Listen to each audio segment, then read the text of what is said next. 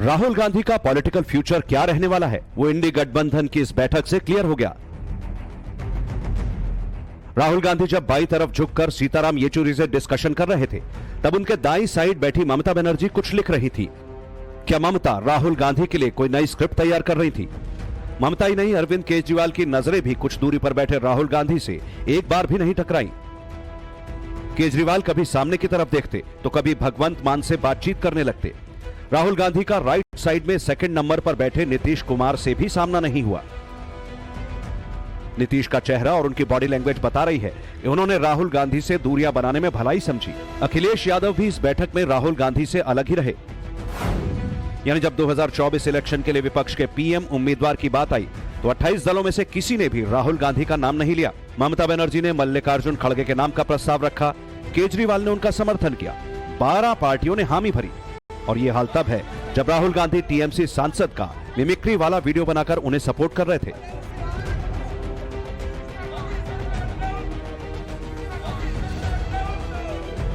ममता बनर्जी ने मीटिंग से पहले कहा था कि इंडी गठबंधन के पीएम चेहरे का फैसला 2024 चुनाव के बाद होगा। ऐसे में सवाल है कि आखिर राहुल के साथ ऐसा क्यों हुआ? इंडिया गठबंधन की बैठक शुरू होने से पहले पश्चिम बंगाल की मुख्यमंत्री ममता बनर्जी और अरविंद केजरीवाल की मुलाकात बंद कमरे में हुई। सूत्रों का कहना है कि उन दोनों के बीच जो बातचीत हुई उसके बाद ये जानकारी स्टालिन को दी गई। ममता बनर्जी ने ये पहले ही सोच लिया था कि प्रधानमंत्री के लिए किसका नाम बैठक में सामने रखना है। शाम होते ही जब होटल अशोका में इंडिया गठबंधन की बैठक शुरू हुई, ममता बनर्जी ने मल्लिकार्जुन खड़गे का नाम प्रस्तावित किया। खड़गे जी को नाम हमने किया है कि हर लोग पूछता है एक फेस तो चाहिए, तुम्हारा फेस कौन है, तो इसी के लिए हम प्रपोजल दिया था कि खड़गे जी को होना चाहिए। खड़गे जी अगर फेस होगा तो ठीक है और हमारा कोई इतराज नहीं है और हमको सपोर्ट दिया है अरविंद केजरीवाल। ये बात केजरीवाल अच्छी तरह जानते हैं कि राहुल गांधी के नाम पर 2024 का लोकसभा चुनाव नहीं जीत सकते। अखिलेश यादव भी राहुल गांधी के नाम पर चुप्पी साधकर ऐसे ही संकेत दे चुके हैं। जिस तरह इंडी गठबंधन की बैठक में पीएम दावेदारी को लेकर लालू यादव नाराज हुए, उससे कहीं न कहीं तेजस्वी भी इस बात पर मौन स्वीकृत हैं कि राहुल को आगे बढ़ाकर मोदी को नहीं हराया जा सकता। और वैसे भी 3 राज्यों के विधानसभा चुनाव में कांग्रेस को मिली हार ने इसी ओर इशारा कर दिया था।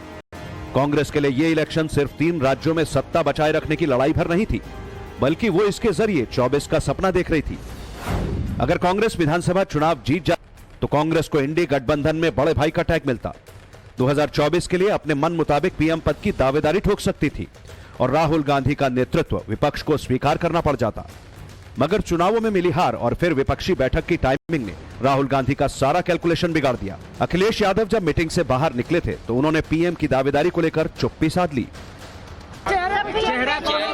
देखिए, प्रधानमंत्री के चेहरे से बड़ी बात यह है कि लोकतंत्र का मंदिर कहने वाली जगह पर लगातार सांसदों को बाहर निकाला जा रहा है जी। क्या ये सामान्य बात है? भारतीय जनता पार्टी कोई बात सुनना नहीं चाहती, न देखना चाहती है। चरम सीमा पर महंगाई है।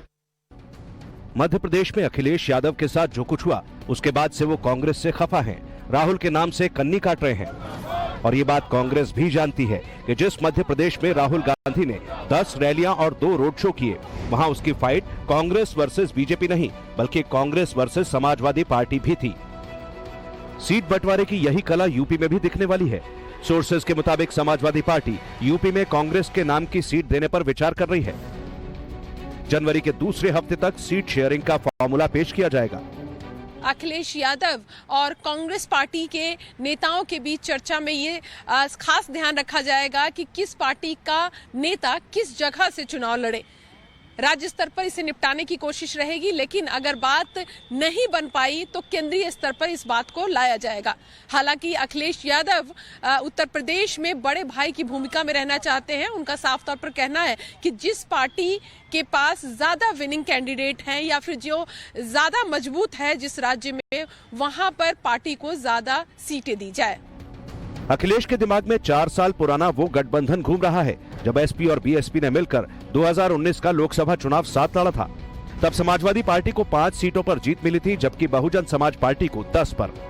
तब खुलेआम अखिलेश ने कहा था कि बीएसपी के वोटर्स ने उनकी पार्टी को वोट नहीं दिया, जिसका नुकसान उठाना पड़ा। ऐसे में क्या गारंटी है कि अखिलेश कांग्रेस के सीट बंटवारे के फॉर्मूले पर आसानी से हामी भर दें? तो मुझे लगता है कि इंडिया अलायंस में कोई ये लोग आखिर तक एक साथ रहेंगे नहीं। जब सीटों का बंटवारा होगा तब इसमें बहुत बड़ा विवाद होने वाला है। मुझे लगता है कि इंडिया अलायंस वाले कुछ भी करे, लेकिन देश का माहौल ऐसा है कि नरेंद्र मोदी जी के नेतृत्व में, बीजेपी के नेतृत्व में मतलब इंडिया कम से कम 400 से ज्यादा सीटें जीतेगी।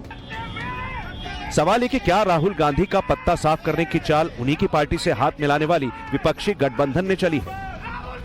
क्योंकि नीतीश कुमार, ममता बनर्जी, केजरीवाल और अखिलेश भले ही अपना नाम खुद ना बोले, मगर पीएम दावेदारी की लिस्ट में इन्हें भी जोड़ा जाता है। और कुछ विपक्षी पार्टियों को लगता भी है कि अगर राहुल गांधी का नाम नहीं काटते तो फिर अपनी दावेदारी कैसे आगे बढ़ाते। इसी कड़ी में ममता बनर्जी ने यह कह दिया कि मोदी के खिलाफ प्रियंका गांधी को वाराणसी से चुनाव लड़ना चाहिए। यहां भी ममता ने राहुल गांधी का नाम नहीं लिया। वेस्ट बंगाल है तो उसका नेतृत्व जो है आदरणीय ममता दीदी करेंगी, और जो उत्तर प्रदेश है उसका नेतृत्व माननीय अखिलेश यादव जी के ऊपर है। क्योंकि उत्तर प्रदेश में बीजेपी आरएसएस के सामने जो सबसे बड़ी शक्ति है वो अखिलेश यादव जी है, समाजवादी पार्टी है। तो हम लोग मिल के वो सभी समान विचारधारा के लोग जो इंडिया अलायंस में अभी हैं उनके साथ सीटें शेयर करके बड़ी लड़ाई लोकतंत्र को बचाने की अखिलेश जी लड़ने जा रहे हैं। केंद्र में जब से मोदी सरकार है तब से कांग्रेस की तरफ से राहुल गांधी ही हाईलाइटर रहे हैं, मगर राज्यों के विधानसभा चुनाव से लेकर लोकसभा इलेक्शन तक राहुल की लीडरशिप में कांग्रेस करीब 20 चुनाव हार चुकी है। यह बात विपक्ष भी जानता है और बीजेपी इसी को मुद्दा बनाती रही है। सवाल पूछा जाता रहा है कि मोदी वर्सेस कौन, और अब बीजेपी को राहुल गांधी का नाम काटे जाने से मुद्दा मिल गया है, जिसका जिक्र 2024 के इलेक्शन से पहले अब किया जाता रहेगा। बट हजे तक सानू ये कहा गया है कि 13 ਦੀਆਂ 13 लोक सभा सीटां ਦੀ ਤਿਆਰੀ ਕਰੋ, स्ट्रैटेजी बनाओ, कॉस्ट ਕੰਬੀਨੇਸ਼ਨ ਨੂੰ ਧਿਆਨ ਰੱਖਦੇ ਹੋਏ ਕਿ ਸਾਰੇ ਲੋਕਾਂ ਨੂੰ ਰਿਪਰੈਜ਼ੈਂਟੇਸ਼ਨ ਮਿਲਣੀ ਚਾਹੀਦੀ ਹੈ। ਸੋ ਉਹਦੇ ਤੇ ਮੈਂ ਕੰਮ ਕਰ ਰਿਹਾ। ਸੋ ਪੂਰੀ ਤਿਆਰੀ ਦੇ ਨਾਲ ਕਾਂਗਰਸ ਪਾਰਟੀ ਅੱਜ ਦੀ ਤਰੀਕ ਦੇ ਵਿੱਚ 13 ਦੀਆਂ 13 ਲੋਕ ਸਭਾ सीटां लड़न जाएगी। मोदी के नाम पर विरोधी टूटेंगे, अखिलेश, नीतीश और ममता गठबंधन छोड़ देंगे और इंडी गठबंधन ही मोदी को तीसरी बार पीएम बनाएगा।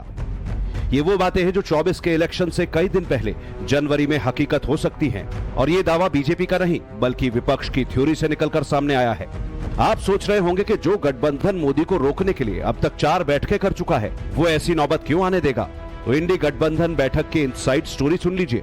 नीतीश कुमार ने गठबंधन का नाम इंडिया रखे जाने पर सवाल उठाए। नीतीश ने पीएम दावेदारी को लेकर नाराजगी जताई। नीतीश भाषण का हिंदी ट्रांसलेशन करने पर तल्ख हो गए।